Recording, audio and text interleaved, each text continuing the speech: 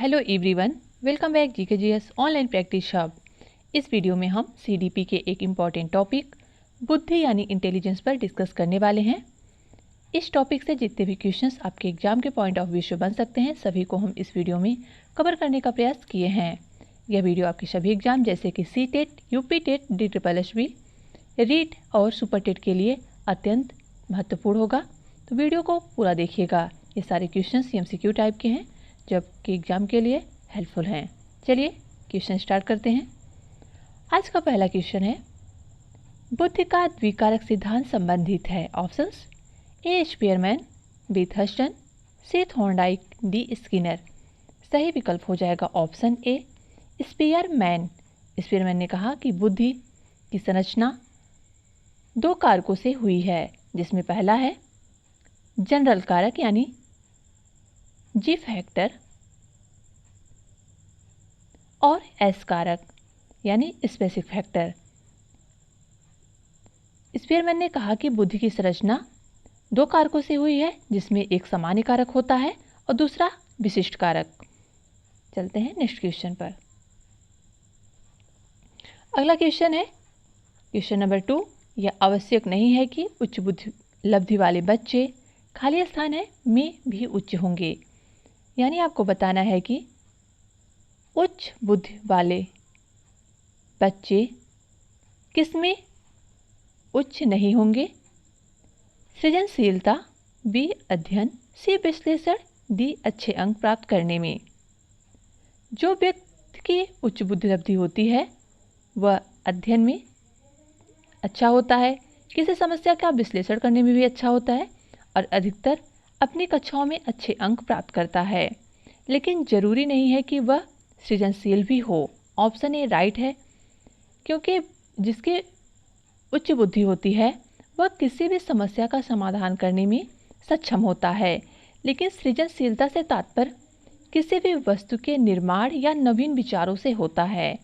इस प्रकार ये जरूरी नहीं होता कि जिसकी बुद्धि उच्च हो यानी जो प्रतिभाशाली हो वह सृजनशील भी हो। नेक्स्ट क्वेश्चन, भाटिया बैटरी का प्रयोग निम्न में से किसके परीक्षण हेतु किया जाता है। ऑप्शंस है ए व्यक्तित्व, बी बुद्धि, सी सृजनात्मकता, डी अभिवृत्ति। इस क्वेश्चन का सही विकल्प हो जाएगा ऑप्शन बी बुद्धि। भाटिया बैटरी बुद्धि परीक्षण का निर्माण 1955 में किया गया। इसके कुल 5 उप परीक्षण भी हैं। यह एक प्रकार का शाब्दिक बुद्धि परीक्षण है। नेक्स्ट क्वेश्चन, बिने साइमन परीक्षण द्वारा मापन किया जाता है। ऑप्शंस है ए सामान्य बुद्धि का, बी अभिवृद्धि का, सी विशिष्ट बुद्धि का, डी अभिक्षमता का।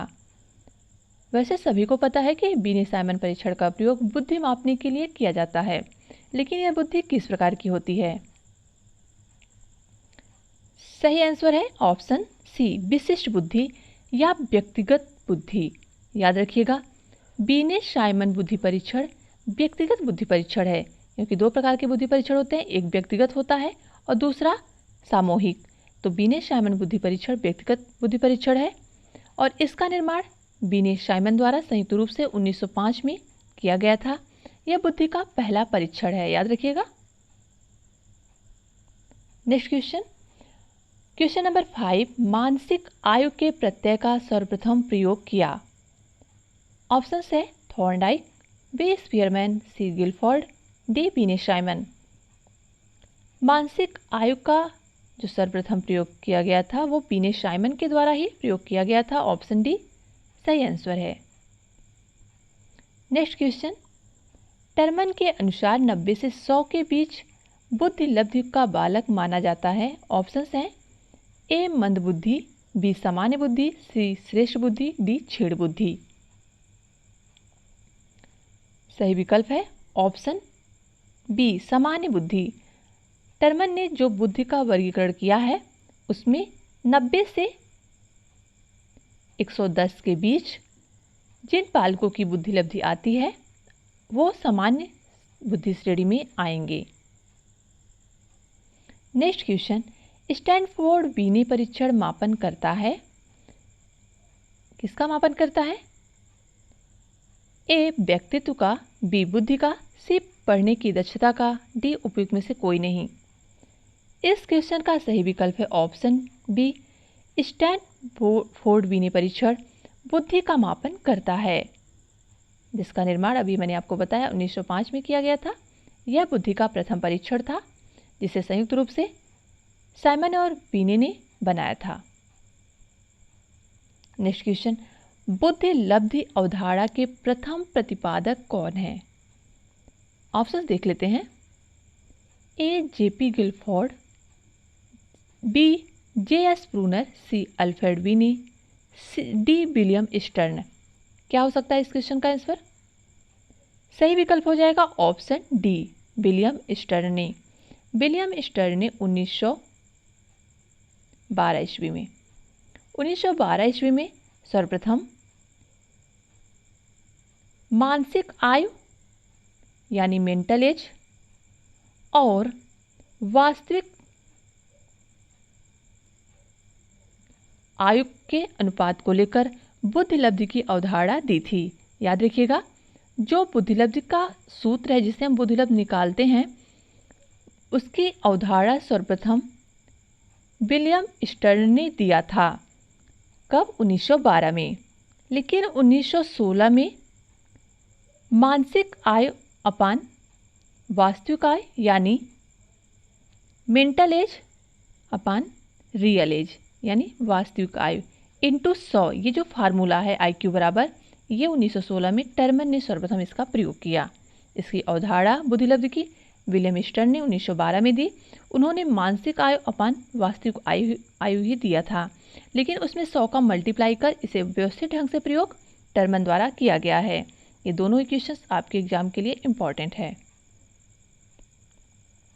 नेक्स्ट क्वेश्चन, निम्नलिखित में से कौन सा कथन सत्य है? ऑप्शंस देख लेते हैं। ए लड़के अधिक बुद्धिमान होते हैं, बी लड़कियां अधिक बुद्धिमान होती हैं, सी बुद्धि का लिंग के साथ संबंध नहीं है, डी सामान्यतः लड़के लड़कियों से अधिक बुद्धिमान होते हैं। इस क्वेश्चन का सही आंसर है ऑप्शन सी, बुद्धि का लिंग के साथ कोई संबंध नहीं होता है। नेक्स्ट क्वेश्चन, क्वेश्चन नंबर 10 है, रेवन का प्रोग्रेसिव मैट्रिक्स परीक्षण का उदाहरण है। ए व्यक्तित्व का, बी मौखिक बुद्धि लब्धांक का, सी सांस्कृतिक मुक्त बुद्धि लब्धांक का, डी ए समूह बुद्धि लब्धांक का। सही विकल्प है ऑप्शन सी, रेवन का प्रोग्रेसिव मैट्रिक्स टेस्ट जो है यानी परीक्षण, वो सांस्कृतिक मुक्त बुद्धि लब्धांक का है। ये जो सारे क्वेश्चंस हैं ये प्रीवियस ईयर में पूछे गए क्वेश्चंस हैं। अगला क्वेश्चन है, बुद्धि लब्धांक सामान्यतः, यहाँ पे आपको बताना है क्या भरा जाएगा, रूप से शैक्षणिक निष्पादन से संबंधित होता है, मध्यम से, पूर्ण से कम उच्च। सही विकल्प है ऑप्शन डी, उच्च। बुद्धि लब्धांक सामान्यतः उच्च रूप से शैक्षणिक निष्पादन से संबंधित होता है, यानी यदि किसी व्यक्ति की 130 IQ लेवल है, बुद्धिलब्धि है, तो वो प्रतिभाशाली, और यदि उसकी 70 है तो वो जड़ बुद्धि यानी मूर्ख, निम्न बुद्धि में आता है। नेक्स्ट क्वेश्चन, क्वेश्चन नंबर 12, बुद्धि पर वंशानुक्रम का प्रभाव होता है, किसने कहा है? ऑप्शंस हैं ए गैसल, बी टर्मन, सी गाल्टन, डी डॉक्टर माथुर। सही विकल्प है ऑप्शन बी, टर्मन ने कहा है कि बुद्धि पर वंशानुक्रम का प्रभाव होता है। नेक्स्ट क्वेश्चन, मनुष्य का व्यवहार मुख्यतः किससे प्रेरित होता है? ऑप्शन है ए कौशल, बी अभिवृत्ति, सी अभिक्षमता, डी बुद्धि। सही विकल्प है ऑप्शन डी, मनुष्य का व्यवहार मुख्य रूप से बुद्धि से प्रेरित होता है। किसी भी समस्या का समाधान करने में व्यक्ति अपने बुद्धि का ही प्रयोग करता है। अगला क्वेश्चन, एक बालक जिसकी बुद्धिलब्धि 105 है,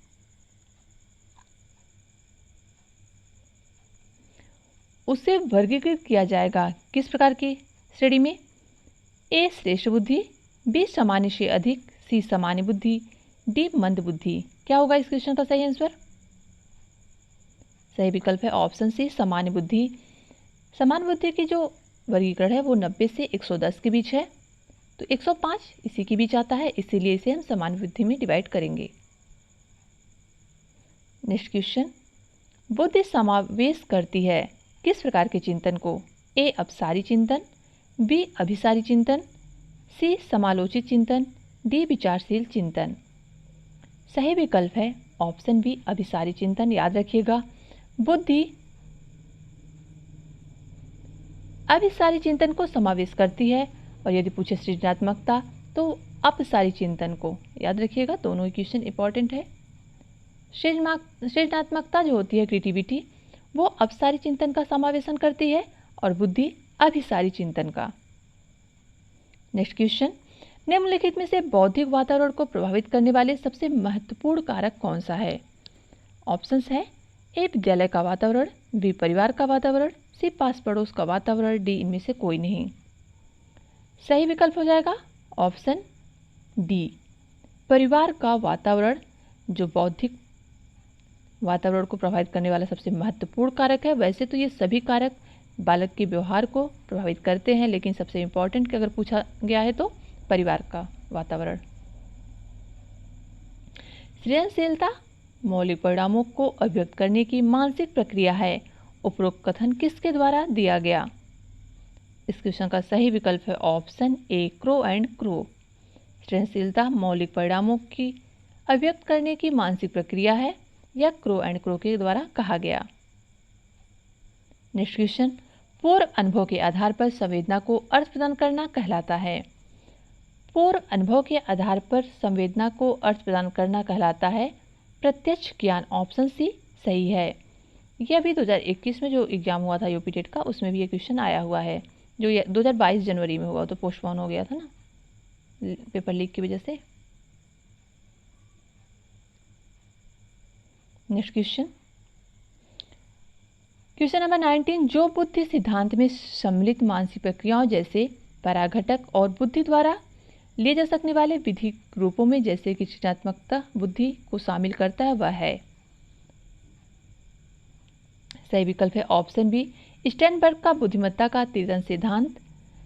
ऐसी बुद्धि है जो मानसिक प्रक्रियाओं में जैसे कि पराघटक और सृजनात्मक बुद्धि को शामिल करता है। स्टेनबर्ग ने बुद्धि के त्रिसिद्धांत में संदर्भात्मक और अनुभवजन्य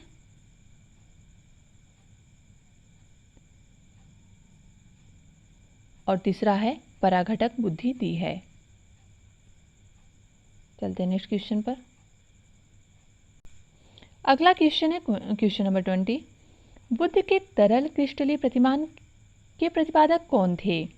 ऑप्शंस हैं ए cattle, B Thorndike, C Werner, D Skinner.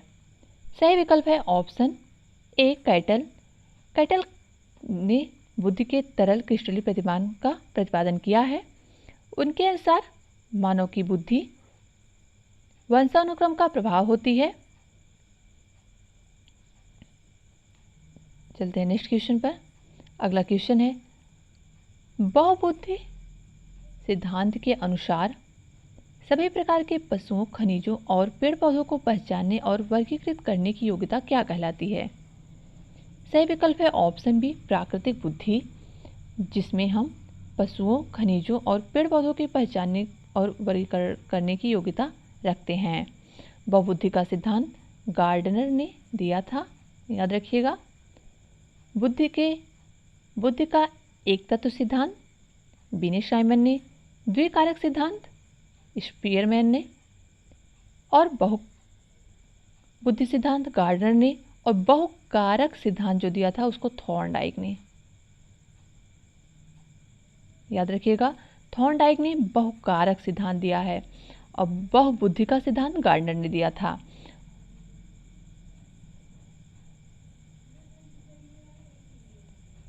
Next question, out of box चिंतन किससे संबंधित है? सही विकल्प हो जाएगा ऑप्शन सी अपसारी चिंतन से संबंधित है आउट ऑफ बॉक्स चिंतन। अगला क्वेश्चन है, बुद्धिलब्धि के संबंध में क्या सत्य है? सही विकल्प हो जाएगा ऑप्शन सी बुद्धिलब्धि कालानुक्रमिक आयु के व्युत्क्रम संबंधित होता है। यानी जो IQ होता है हमारा बुद्धिलब्धि, वो मानसिक आयु यानी mental age upon real age होता है। वास्तविक आयु ये इसके व्युत्क्रमानुपात होता है। नेक्स्ट क्वेश्चन, कालानुक्रमिक आयु दोनों से प्रत्यक्ष संबंधित चेस तथा कार्ड को निम्न में से किसमें वर्गीकृत किया जा सकता है? सही विकल्प हो जाएगा ऑप्शन बी बौद्धिक खेल में। कालानुक्रमिक आयु को, जिसमें हम चेस तथा कार्ड को खेलते हैं, उसको हम बौद्धिक खेल में शामिल करते हैं। चलते हैं अगले क्वेश्चन पर। ये रहा हमारा आज का लास्ट वाला क्वेश्चन। क्वेश्चन आपको कैसे लगे कमेंट बॉक्स में हमें जरूर बताइएगा। मिलते हैं नेक्स्ट वीडियो में।